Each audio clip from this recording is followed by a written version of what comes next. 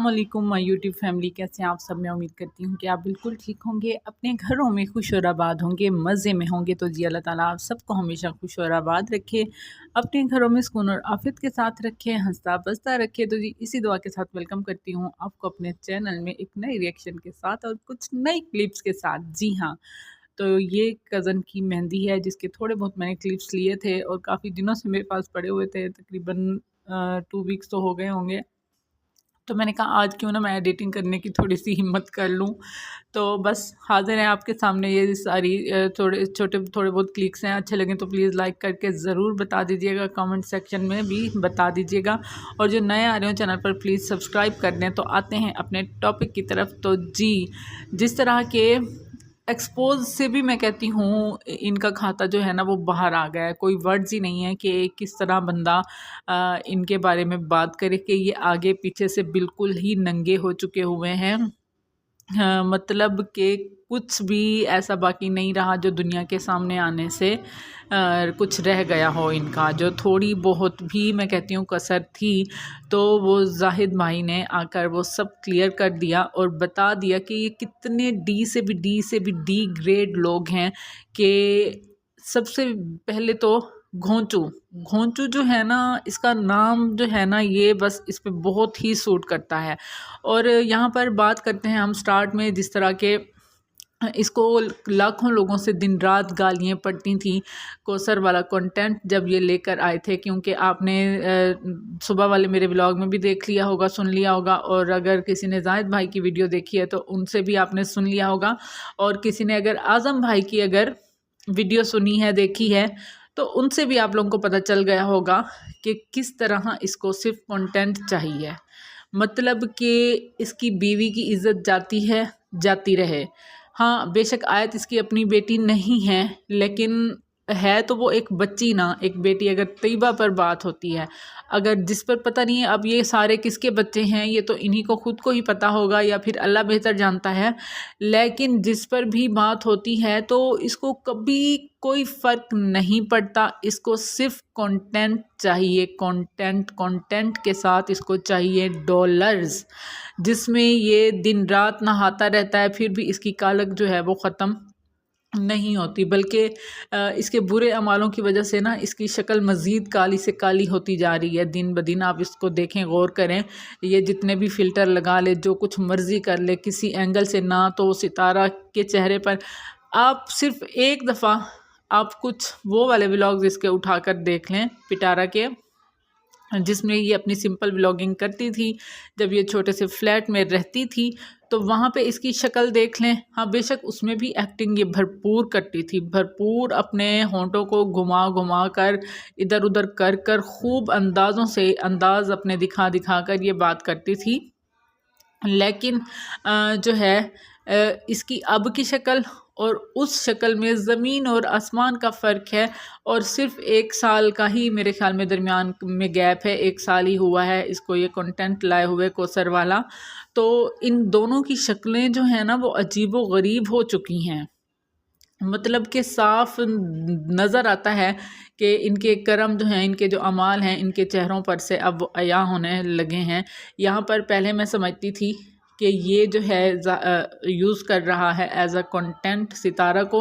उसके जितने भी जो हैं यहाँ पर पोल खुलते हैं, जो भी खुलते हैं, ये एज अ कंटेंट सिर्फ यूज़ करता है।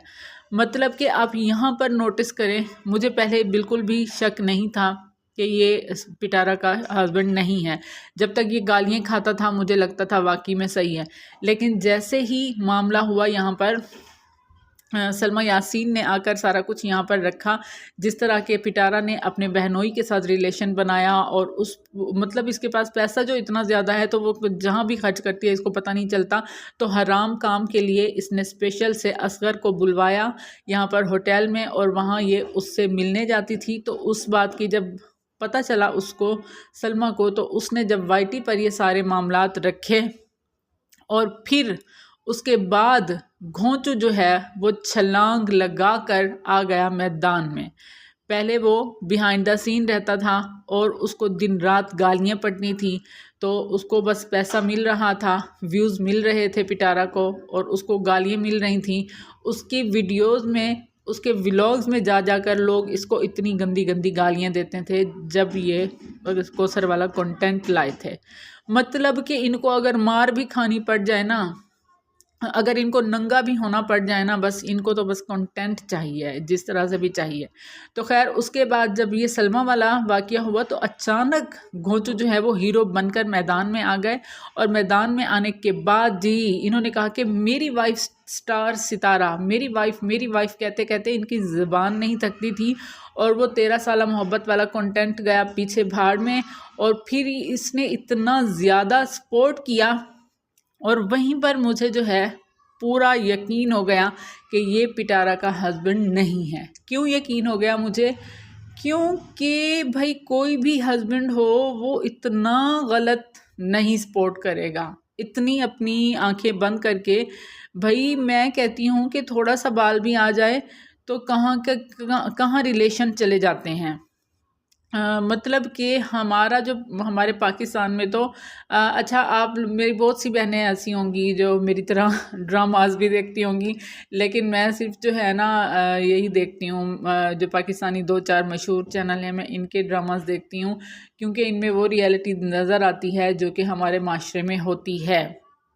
अब एक सीरियल इस तरह का चल रहा है जियो टीवी पर, और पता नहीं क्या नाम है उसका, दराड़ है कि इस तरह का है कुछ। और उसमें यहाँ तो जो ये रियल सिस्टर्स हैं, लेकिन वहाँ पर कज़न्स हैं। इस तरह के कज़न ने, मतलब वो भी बहनों की तरह ही एक ही घर में पली हैं, तो कज़न का शौहर जो है हथियार लिया हुआ है। बहुत सी सिस्टर्स शायद मेरा इस तरह का, क्यों मैं यही बता रही हूँ कि ये जो है ना रियलिटी ही दिखती है। हमारे जो सीरियल्स होते हैं ना उसमें रियलिटी ही दिखाई जा रही है। दुनिया में कहीं ना कहीं उस तरह होता है, तो फिर आइडियाज़ लेकर लोग जो हैं वो स्टोरीज बनाते हैं इस तरह, मुझे तो यही अंदाज़ा लगता है।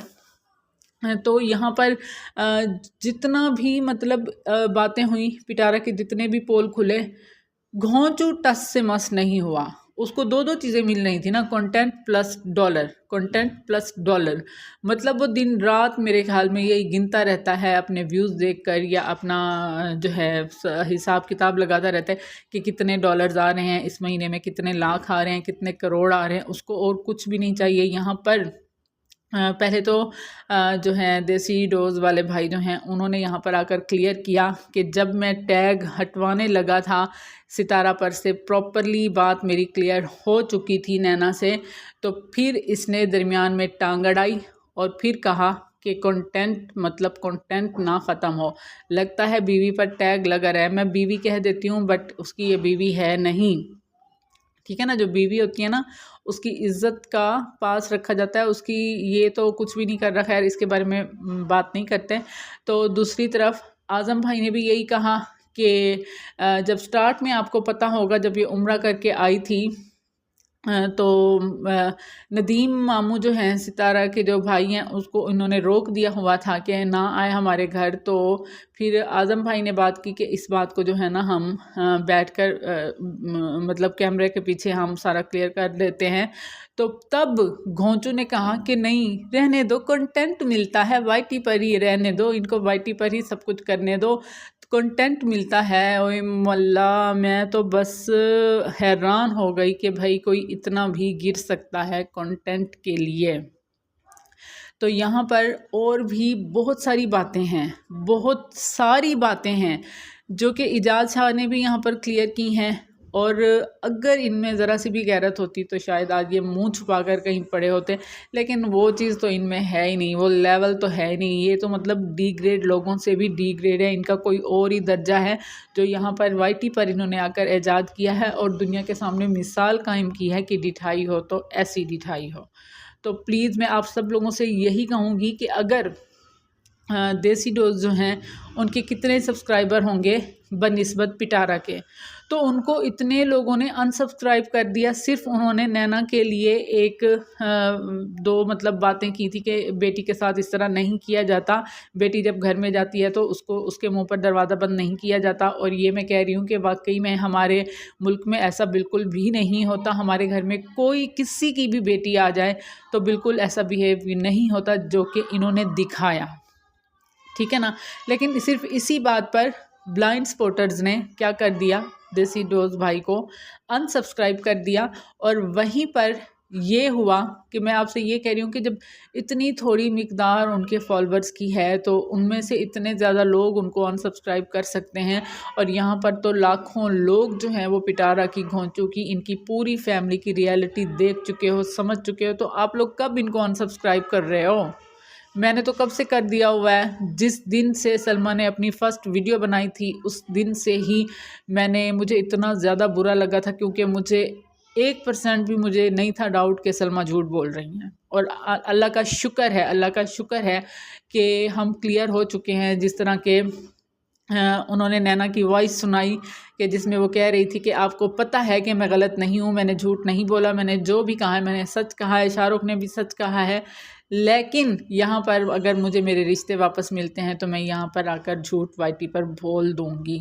तो झूठ बोलना तो खैर इनकी फैमिली के लिए कोई इशू नहीं है। और यहाँ पर मैं बात करूँगी, शैतान सिर्फ आदमी को जब भी मैं थोड़ा सा सही समझने लगती हूँ वो कोई ऐसी बोंगी मारता है ना, यकीन करें कि बस फिर दिल करता है कि इसको जूते लगाए जाएं। तो इतनी बड़ी एक सआदत उसकी माँ को मिलने जा रही है, और वो भी इस कंट्रोवर्सी में उसको बर्बाद करना चाहते हैं ये लोग। क्योंकि आजकल जो है इसकी माँ जो है वो थोड़ा सा बाबर के अंडर है, वही इसको अपने घर भी लेके आया है, वही इसके साथ मतलब लगा हुआ था, तो सारा कुछ, तो इसलिए ये वीडियो स्पेशली बाबर से बनवाई गई है ताकि जो है कोई कहने वाला कोई और बात ना करे। तो मुझे इन लोगों में ना दीन नज़र आता है, ना ईमान नज़र आता है, ना इस्लाम नज़र आता है, ना ही इंसानियत नज़र आती है। क्योंकि ये जिस तरह अपनी माँ को अल्लाह के घर जाने से रोक रहे हैं, असल में छोटे जो होते हैं वो बड़ों से सीखते हैं। बड़ों का हाल तो इन्होंने देख लिया, इसकी माँ कितनी खुश है यहाँ पर आकर अल्लाह का घर छोड़कर, और अपनी वहाँ की हर फैसिलिटीज़ छोड़कर, दुनिया की सारी नेमतें एक तरफ, और मैं कहती हूँ कि अल्लाह का घर मस्जिद नबवी का करीब होना वो सबसे एक तरफ, और जन्नतुल बकी जिसको मिल जाए तो बस जब सोच आती है ना मुझे, तो मेरा दिमाग जो है ना बिल्कुल माफ़ हो जाता है कि कितना बड़ा एक मौका था इनके लिए कि जन्नतुल बकी में इंसान का दफन होना और मस्जिद नबवी के पास रहना, और ये वो सारा कुछ छोड़कर, मतलब इनको कोई वैल्यू ही नहीं है इन सब चीज़ों की। क्या कैसे लोग हैं। और वहीं पर ही उनकी देखा देखी, मतलब उनसे सीख कर ही बाबर के पास भी, बाबर को भी कोई वैल्यू नहीं है वहाँ पर कि मेरी माँ ऐसी जगह पर जाएगी, हमारे लिए दुआएं मांगेगी, वैसे भी वो दिन रात अपने बच्चों के लिए ही मांगती है, तो ऐसी जगह पर जाए और हमारे लिए मांगे और अपने लिए मतलब अल्लाह की रहमत मांगे, तो हो सकता है हम पर अल्लाह करम कर दे, मतलब हमें हिदायत दे दे, या फिर और हमें कामयाबियाँ दे दे, हमारे बच्चों के लिए मांगेगी। तो जब मेरे अम्मी अब्बू जब भी जाते हैं उम्रा करने के लिए, या जैसे भी, मतलब मुझे तो बस यही होता है कि बस मेरे लिए दुआएं मांगेंगे मेरे बच्चों के लिए। और मैं जब ये खाना काबा में खड़े होते हैं तो मैं वहीं पर कॉल्स कर रही होती हूँ, अब्बू ये दुआ मांगें, अम्मी ये दुआ कर दें। तो मतलब हमारे लिए तो इतनी ज़्यादा ये खुशी की बात होती है कि इस खुशी का कोई भी चीज़ मुकाबला नहीं कर सकती। जितनी भी बड़ी कामयाबी मिल जाए, जितना भी कुछ मिल जाए, घर मिल जाए, गाड़ियाँ मिल जाएं, जो कुछ मर्ज़ी मिल जाए, लेकिन इस खुशी के साथ कोई भी खुशी छोटी नज़र आती है। अल्लाह के घर के आगे जो बंदा चला जाए ना, ये पता नहीं कैसे लोग हैं।